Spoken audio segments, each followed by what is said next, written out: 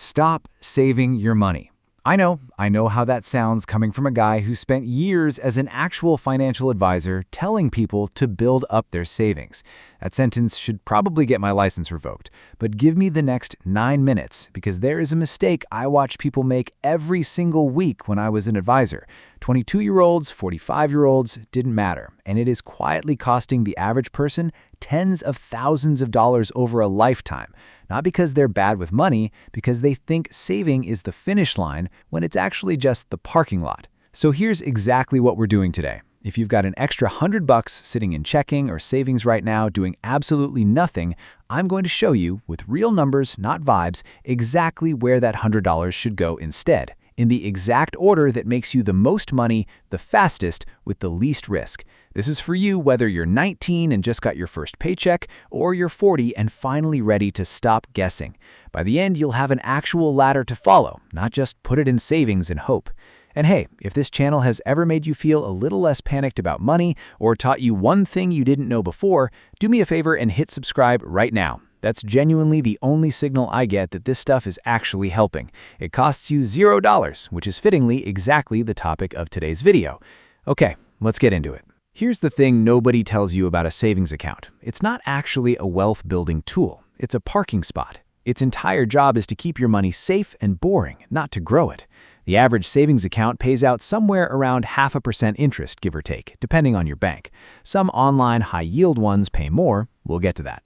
Meanwhile, prices for basically everything you buy, groceries, rent, the burrito that used to be $7 and is now somehow $13, creep up a few percent a year. When your money grows slower than prices do, your $100 today can literally buy less a year from now than it can right now, even though the number in the app went up a little.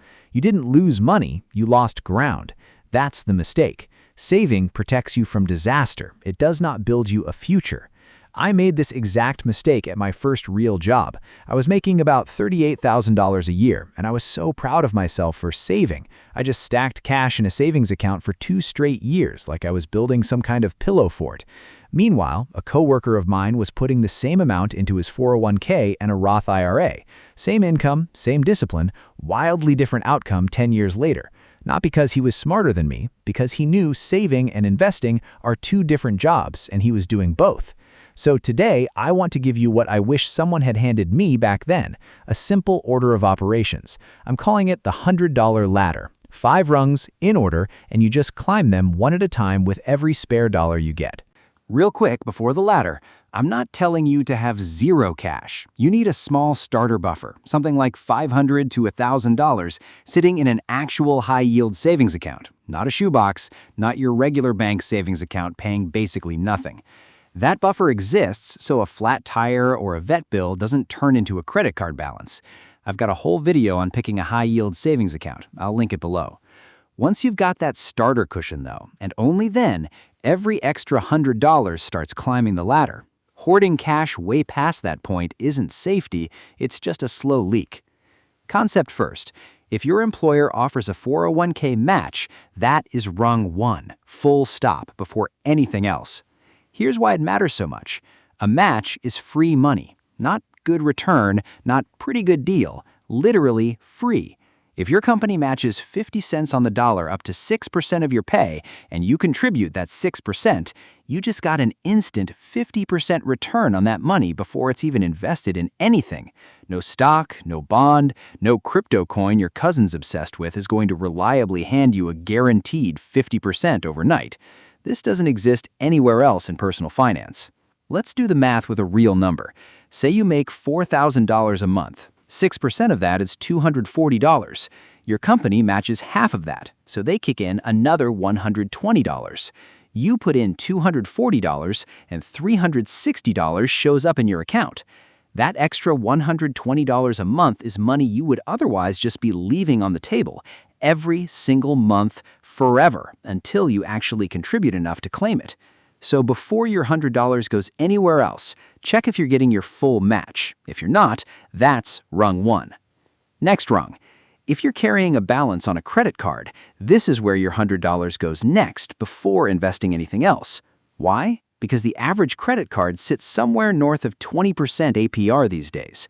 Paying that off is a guaranteed, tax-free 20% plus return, because that's exactly what you stop losing.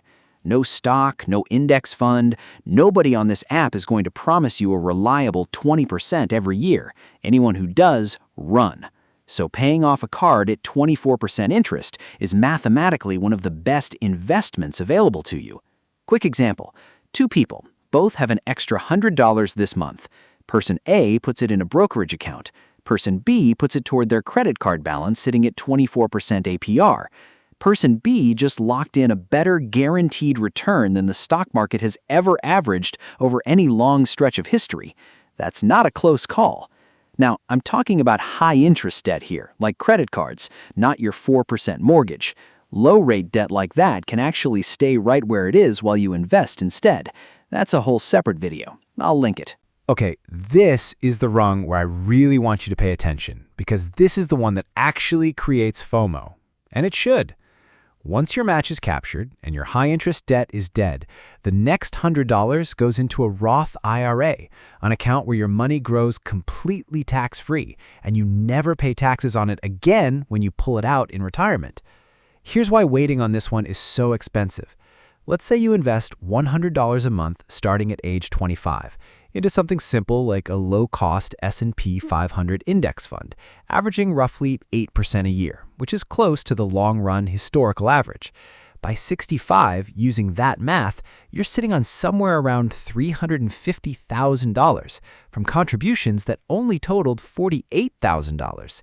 That's the wonder of compounding that Morgan Housel writes about in The Psychology of Money. The idea that money grows quietly for decades before the big numbers show up, so most people quit right before the good part happens. Now here's the FOMO part. Same person, same $100 a month, same 8%, but they wait 10 years and start at 35 instead.